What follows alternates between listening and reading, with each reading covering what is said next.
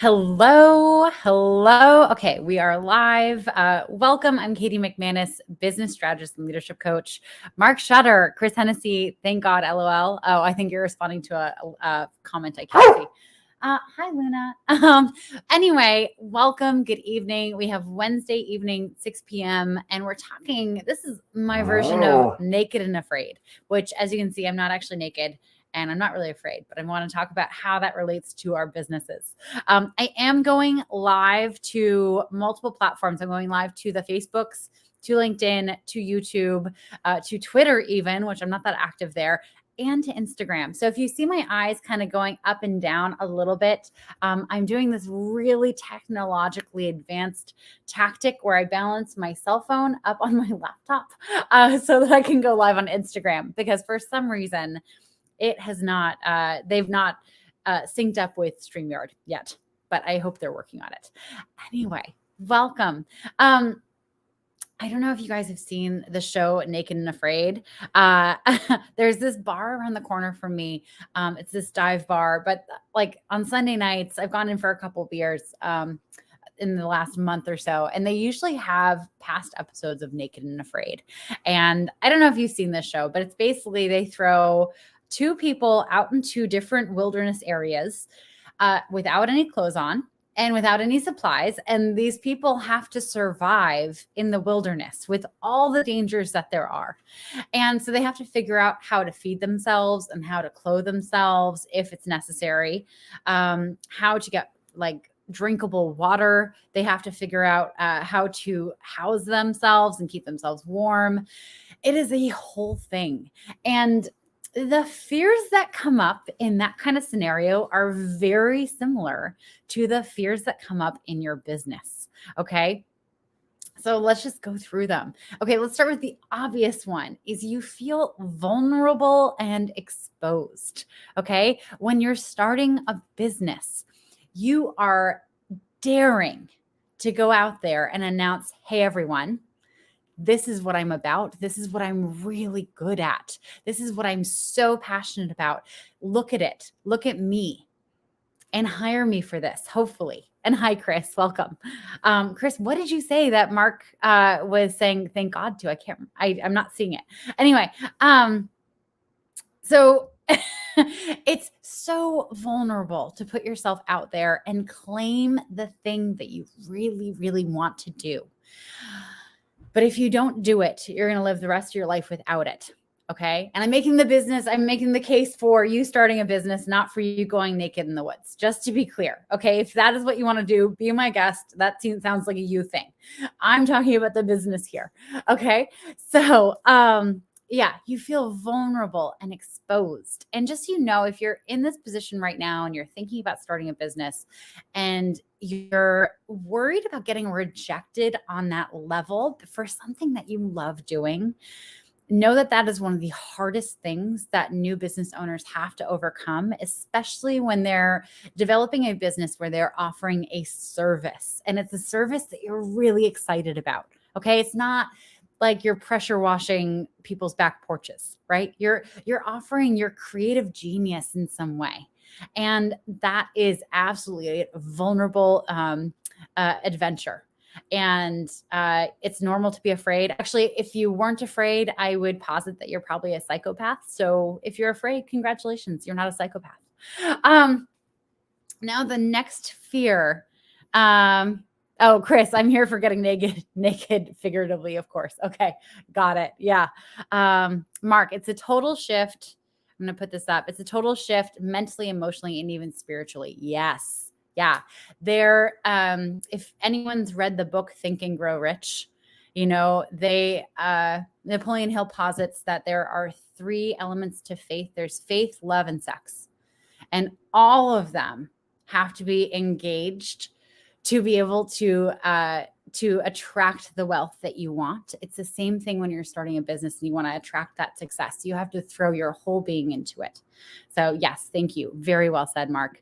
The next fear is actually a really realistic one. It's not one that makes you a crazy person for thinking it, is that you're just not sure. You're not sure. You've never done this before. Okay. You're not sure what you should be doing. And there's the fears that go along with this is I don't want to waste time and I don't want to waste money and I don't want to waste energy. And I'm just not sure what I should be doing. What if I do the wrong thing and it backfires on me? Now, in Naked and Afraid land, you do the wrong thing, you're not eating, you don't have shelter, you might get eaten by an animal. Hopefully they don't get eaten by animals because let's be real, there's a camera crew and there's like a safety guard around. But you can get bit by bugs. You can, have a lot of things happen. I don't know, not my thing. In a business, yes, there are absolutely things you can do that will fuck it all up. Okay. Absolutely. And also, and hi, Leslie, welcome. Just going to say hi to you. And also, let's just acknowledge this universal truth is that mistakes are made by humans. Okay. And if you're wanting to start a business and you're watching this live, congratulations, you're a human. I firmly believe that the only mistake a human cannot come back from, like cannot make right, is by murdering someone. Okay. That's the only thing that you can't find forgiveness for. And maybe you can be forgiven for it. Maybe you can make it right. But that's like the one thing that you've gone too far at that point. Okay. If in your business you make mistakes and you screw it up, so long as you're not killing anyone, literally, I think you're fine. Okay. Now, absolutely, there are so many bad choices we all make when we start a business. We invest in the wrong things. We start down one niche and then we change our minds. And there's nothing wrong with that. It doesn't paint you as a bad person or a bad business person to make those wrong decisions. It's a learning curve that we all have to go through for ourselves. Okay. So not being sure, the fears that go around not being sure is totally normal. Being uncomfortable, being outside your comfort zone. This is another one. Okay. We're taught from a very early age that you go through school, you go to college, and then you get a job and you work in that job for 30, 40 years, and then you retire and you get a gold watch. And I don't know where the fuck this story is still being told, but this is still what we expect of ourselves. And it's painted as this American dream, and it's painted as the most secure way to live. And yet, let's look at the past 20, 30 years. How many times have we had a financial crisis in our country? Okay, so whenever that happens, we hear of mass layoffs. So those jobs that we see as secure, as being within our comfort zone, as taking care of us, we really don't have any control there. The place where you actually have the most control is when you have figured out how to generate income for yourself and not depend on a third party that you have no control over for that income. Okay. It's one of the most freeing things in the world. But it does require you to go outside of your comfort zone in order to get it. And I'm just realizing I put my drink, my soda water somewhere. Oh, it's right here. Just kidding. I'm just getting a little turned around. The next fear I want to talk about is the what will they think? Okay, this is a big one. It goes along with that first one where we're talking about being vulnerable and exposed. It's okay, cool. You're going to go online and announce not only to a bunch of strangers, but to your friends and family.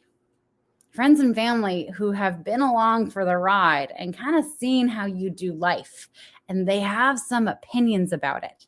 Okay. we have for better or worse, our friends and family care so much about us. They want security for us. They want us to have a safe life where we have food, shelter, water, and we're taken care of. When they see us going outside of our comfort zone, they can get super activated and they can start kind of shitting on whatever it is that you're doing. And we do it preemptively in our minds because we all kind of know our loved ones and we can kind of guess what they would say. And then we get even meaner to ourselves over it because let's be real. The way you speak to yourself is way meaner than the way you speak to other people. Okay. Now, it's not just our friends and family that were worried about seeing us and being like, well, what the fuck are they doing? They're crazy. It's also the people who are mean to us from high school. we're connected to them too. It's also people that we really want to impress from former careers, from former jobs. It's also ex-boyfriends, ex-girlfriends. It's people who we have a crush on. We want them to see us as, as a certain kind of person. And what if they have a judgment about what we're doing? Like, that feels really bad. And we do this to ourselves. And here's what I want you to remember is you have no control over what other people are going to think of you. The only thing you have control over is what kind of life you want to lead and what you're going to look back at on your deathbed. I would far prefer you to have a life of no regrets where you're like, yep, I left nothing on the table. I did everything I wanted. I put myself out there. I, got to amazing, amazing points in my life that I never would have expected otherwise. Leslie, absolute truth. Oh yeah. And the coworkers. Yes, absolutely. Coworkers, they have a lot of opinions. Let's be real. But I'd rather you get to that point on your deathbed where you're just so satisfied with how you did life and how proud you are of yourself. Fuck everyone else. Okay. If they have opinions, good for them. I hope they're living their greatest life too. The next one ties into this is who the fuck am I to even dare to say that I do this? And I'm pausing here because I know this is a big one for my world. Okay. This whole who the fuck am I to even say, to even own that I do this? And part of this it's imposter syndrome, essentially. But part of this stays with you forever. Good news, bad news. Sorry. It stays with you forever. Who the hell am I to do this? Even when you have testimonials up the wazoo and people, sing your praises and you've seen amazing results for your clients. Okay. It stays with you. So, congratulations. You're part of the club now. And also part of it kind of comes along with experience is you show yourself that you're the kind of person who can do this. You start working with clients before you're ready. Okay. You cannot wait until you're ready. I'm going to get into this. But you have to show yourself that you're the kind of person who actually goes forth and does that. Mark Shutter, what's the point of arriving at Heaven's Gate safely with no scars? What kind of life is that? Heck, yes. I don't know why I said heck. I think when you mentioned heaven, I got nervous and didn't want to swear. But yes, Mark, absolutely. There's no point at all. So part of it comes with experience. You have to start before you're ready. Okay. And hi, the gazelle. And I'm sorry, I always forget your first name because I'm so excited about gazelles when I see your username. Anyway, you have to start before you're ready. If you wait until you're ready, it's never going to happen. Okay. I want you to think back, like when you were learning how to walk, you probably don't remember this, but you weren't ready to walk. Okay. You didn't have a game plan for where you were going to go. Okay. Your goal was just to try to stand up and like lean forward and have your legs kind of catch up with you. Okay. Businesses are started in the same way. You just have to get yourself up and lean forward and your legs are going to catch up with you. And confidence comes from the doing. Okay. We can learn so much from babies learning how to walk. They're adorable for one, and B, it's so true in life. How we do one thing is how we do everything, including learning how to walk and starting a business. Now, the final fear that really fucks us up is that we make it into a life or death situation. Okay. And let's just look to the past, look to, human biology. We haven't, like, the world has changed dramatically over the last 500 years. Okay. From the printing press to being able to fly from one continent to the other in a day. Could you imagine how long that took someone 600 years ago? I mean, there's data. I just don't know. If someone wants to look it up on a separate tab and tell me in the chat, please, how long did it take to get from Italy to the east coast of the United States in the 15th century? Please tell me. Or 16th century, whenever Columbus sailed. I don't know. Anyway, so our world has evolved these crazy leaps and bounds, right? Our brains have not. Our brains have not evolved as quickly. And so our brains are still scanning the world for, is there a tiger around the corner who wants to eat me? Okay. And our brains don't know how to discern from a hungry tiger who is stalking us in our apartments from an email that has a scary subject line that indicates we might be in trouble. Okay. So when starting a business, our brains kick into survival mode because here's the thing, like it's our income. It's how we are going to be able to afford food and shelter and provide for our loved ones. And so starting a business can really activate that fear drive where any little mistake that happens, anything that goes wrong, equals you're going to be homeless, you're going to have no food. And if you have any children or pets that you love who depend on you, you're all going to be in the woods in the wilderness starving to death and hopefully clothed. We're not going to get naked and afraid for that. So let's talk about how to fix this. Let me have a sip because I'm getting a little thirsty.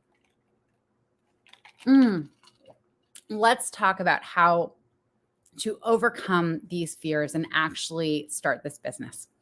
So I'm going to get a little spiritual, a little holistic on you because we don't do anything in a vacuum. We don't do anything and be able to compartmentalize. I'm sorry, compartmentalization is not actually a thing. How we do one thing is how we do everything. And so really to move forward, to do this and overcome the fears that you have about failing, because really that's what we're afraid of.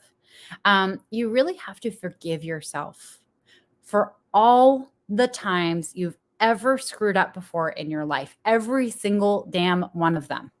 You have to forgive yourself for. You have to forgive the mistakes you've made. You have to forgive all the times you wasted money on something. You have to forgive all the times you started something and didn't see it through. Okay? You carrying around the guilt of all of that garbage is actually feeding all of these fear gremlins that are wreaking havoc on your ability to start this business. Because here's the truth. Your past does not indicate your future. I'll say it again. Your past does not indicate your future. You could have fucked up atrociously 10 years ago. You could have been a failure in high school. You could have had the worst relationships anyone could ever imagine. And you can still be a success. And you can still get a good job. And you can still meet the love of your life. Okay? Those things are all still on the table. Your past does not dictate your future. Chris Hennessy, preach. My friend who knows this, you know this. Your past does not indicate your future. Chris Thomas is doing a little fact checking for us. In the late 1800s, the 3,000-mile journey from Italy to the United States took up to 3 months, and the majority of immigrants traveling in steerage or third class. Hold on, it's getting long. Okay, yeah. Okay, so 3 months. What we used to be able to do in 3 months, we can now do in 6 hours? I think a flight to Italy is 6 or 7 hours from New York. Incredible. Chris, thank you for fact checking that. Yeah. Oh, and they took their first steps on Ellis Island. Okay, cool. Sorry, I'm trying to read fast so I'm not getting too distracted because I tend to go down rabbit holes and then forget what I was talking about. And then it's just like a random, like, what was Katie going to say, hunt and guessing game. And I don't think we're here for that tonight. Anyway, okay, so you're going to heal and forgive every way that you have fucked up in the past and every way that you've screwed up and everything that you haven't finished. You're going to leave that behind you. You're done with that. Because this thing, if you want to start a business, this is what matters now. And it's the only thing that matters. You don't have to carry around the guilt of other things to make this happen here. Okay. Now, the next one I want to talk about, because when you're starting a business, it's very common for everyone, I'm saying everyone because I did this too, to have this really severe illness that I call can-doitis. Can-doitis is the death toll for many a businesses and many a dream. Can-doitis is when you know what you should be doing. You know, like this is the lane that I'm in, but you kind of get weird offers over here and over there, and you get distracted. And you think, oh, well, yeah. So say you're starting a marketing business where you build websites, and someone asks you, well, can you do email marketing for me? And you say, oh, yeah, sure, I can do that. And then someone else asks you, oh, cool, well, can you do my SEO? Oh, yeah, sure, I can do that. And then someone else asks you, can you do my Instagram for me? Oh, yeah, sure, I can do that. And before you know it, you are so spread thin on so many fronts that you're not doing anything well. You you have unhappy clients here, there, and everywhere. And you feel like you are such a fraud because you thought you were good at this. You thought you were good at this and you're screwing it up. And that does not feel good. And this is what you were so passionate about. And now it just feels like such a drag. So you need to get clear with yourself. And this is part of going into who's your niche, what do you serve, what's the problem that you solve. I talk about this a lot. I'm not going to go into it in this one. You have to work that out. You have to figure out, what is the thing that I do? And what are the billions of things that I do not do? And you have to be very clear about that. And you have to set boundaries around that. Okay. Can-doitis will be the death of your business and your dreams. Okay. We're not letting you, this is your inoculation. Okay. So I'm going to take out your hand. We're going to do a circle, circle, dot, dot. Now you have the cootie shot. And the cootie shot is also useful for can-doitis. So congratulations, you're inoculated. Just handing out fake vaccines here. Okay. Anyway, so you have to get clear on what you do and what you do not do. And you're not doing can-doitis. Deal? Okay. Because that is going to just feed into the fear of you shouldn't be doing this. You're not qualified to do this. You're screwing it up. Because here's the thing I know about you is you have something that you are so good at that people need help with. And as long as you stay in that lane and you help them, it's just going to build your confidence. You're going to see their results. You're going to be so proud of yourself. You're going to be so proud of them. And it's just going to make you that much more confident and more able to overcome all the fears that I just listed. Okay. So you have to stay in your lane. You have to figure out what I do and all the things that I don't do and be very clear about them. Okay. Okay. Finally, you have to learn how to do some things that you've never done before. Okay. Because here's something that happens is if you don't know how to ride a bike and I tell you, here's a bike, go ride it confidently. You have to be confident about it. Just go ride it. Be confident about it. But you've never ridden a bike before. Are you going to be able to even fake confidence in riding that bike? You don't know how to ride a bike. You've never learned. You haven't worked out the balance and how to hold, these handles that move. And oh shit, if I turn it this way, I'm going to fall over. And oh, I have to move my feet at the same time. And oh my God, I'm going so fast and I don't know how to steer and where are the brakes? Like, imagine riding a bike if you've never ridden a bike, but having someone watching and say, you better be confident at it too. Okay. This is what happens to new business owners. They put it on themselves though. They're the ones saying, okay, well, I'm going to start a business and they have to be confident at it when they have never in their life run a sales call, when they have never in their life marketed themselves or put together a marketing strategy or even know how to use social media, either Instagram or TikTok or LinkedIn or whatever. They've never worked with clients in this way either. It's a first time. Okay. They may be good at what they do, but the delivery of it is a whole different thing. And setting expectations and making sure that your clients are happy and following up with them. You've never done taxes before as a small business, probably, and setting up contracts. Who do you go to for that? Like there's so much that you don't know. How the fuck are you expecting yourself to be confident at doing stuff you've never done before? This is why I do my work, by the way, I do my work because I happen to know a lot of the stuff because of my background in sales and marketing. And I love teaching this. And so if you are missing any of these particles, if you don't know how to get a client by talking to them on the phone and get them to say, yes, I would like to pay you money for the thing that you do. My BYOB program trains on that. We do holistic selling. If you don't know how to get out there and market yourself and talk about your services in a way that doesn't feel gross and braggy and ick, then marketing, you have to learn marketing. There are a few different ways to market yourself, and I'll give you some information on this right now. There's empathetic marketing where you're saying, hey, I see you, and here's what you're going through. And this is exactly what I'm doing right now, by the way. I'm listing all the things that I know my clients and my ideal people are struggling with right now. And it's just making sure they know that you see them and you understand them. Because if you understand them, you can probably help them solve their problems, right?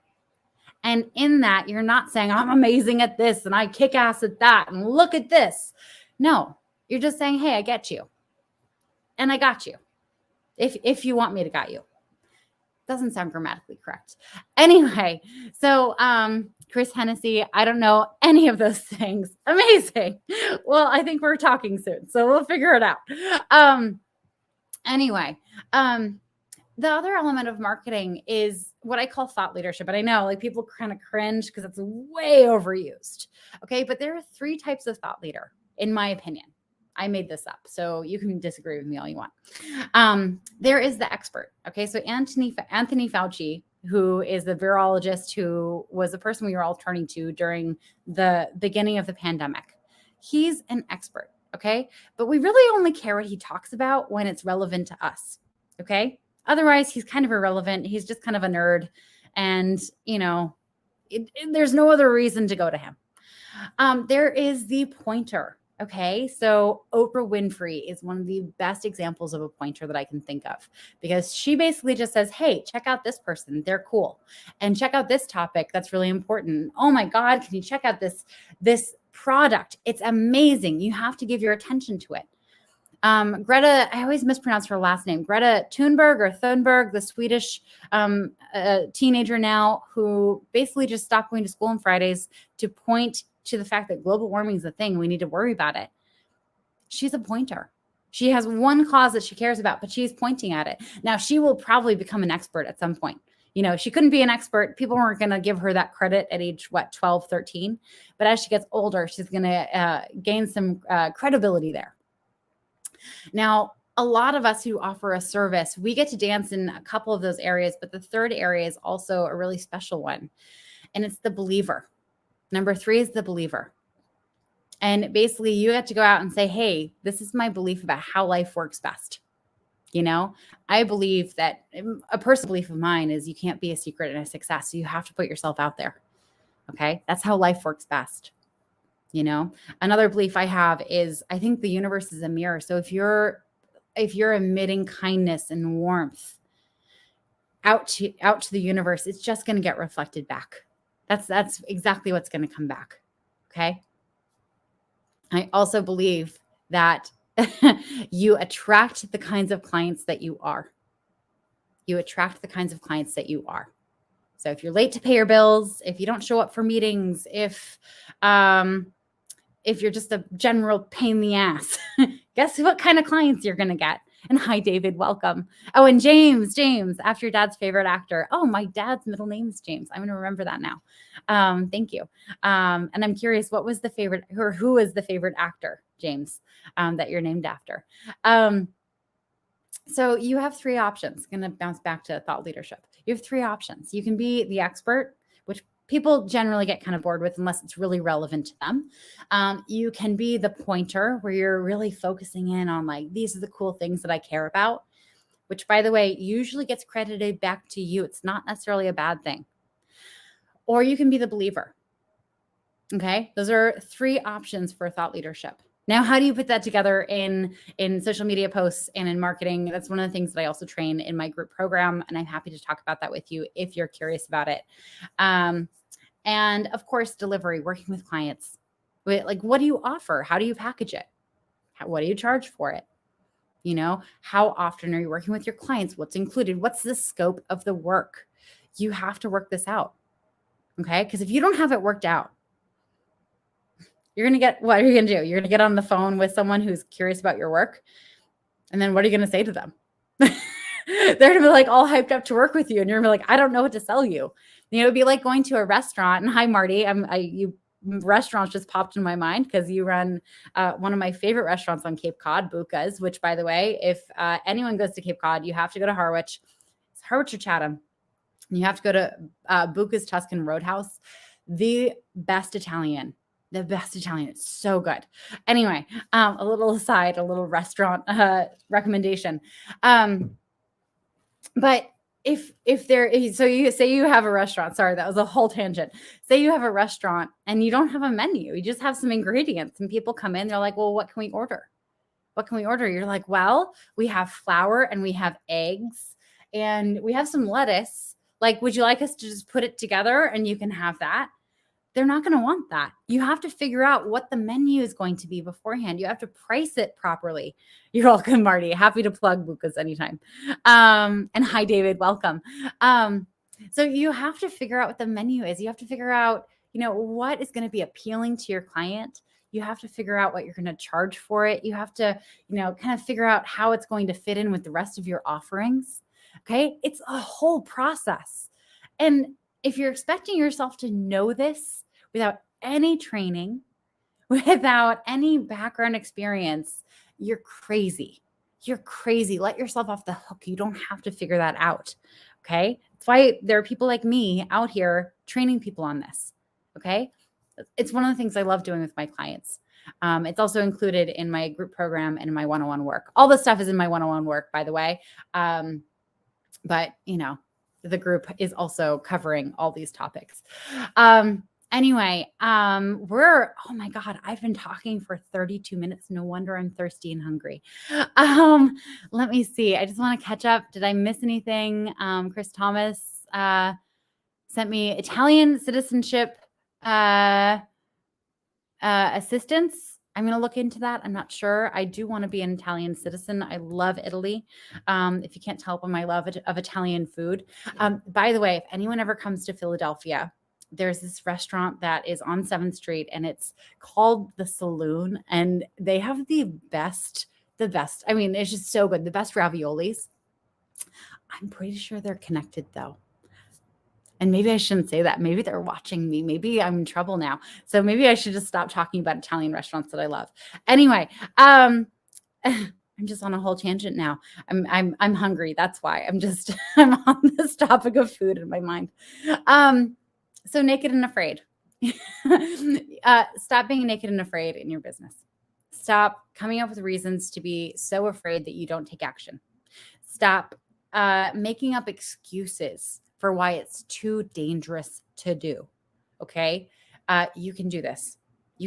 Stop expecting yourself to know things that you were never trained on, and just get help. If you need the help. And by the way, if anyone is curious about anything that I have, Laura, who's in the group, just said, and the group is awesome. Of course. Thank you, Laura.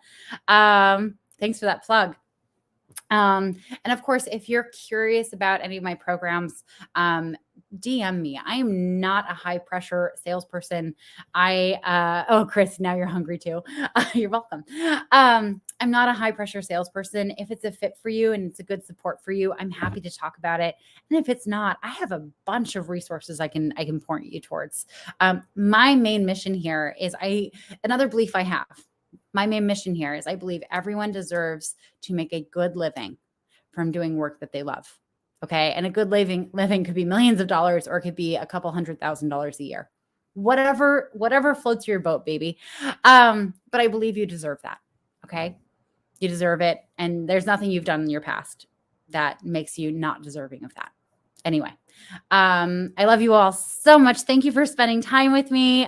Marty and James and David and other David and Leslie and Chris and Laura.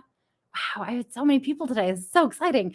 And other Chris, we have a lot of duplicate names. And Mark everyone who didn't comment, who's out there, thank you for joining me. I hope this was useful. Thank you for sticking through my food ramblings and through all the things that make you afraid to run your business. Final words is just stop being a weenie and do it already. Anyway, I'm Katie McManus, business strategist and leadership coach. Thank you for joining me and have a great night. This is like the awkward end where I'm trying to discontinue on all the platforms and I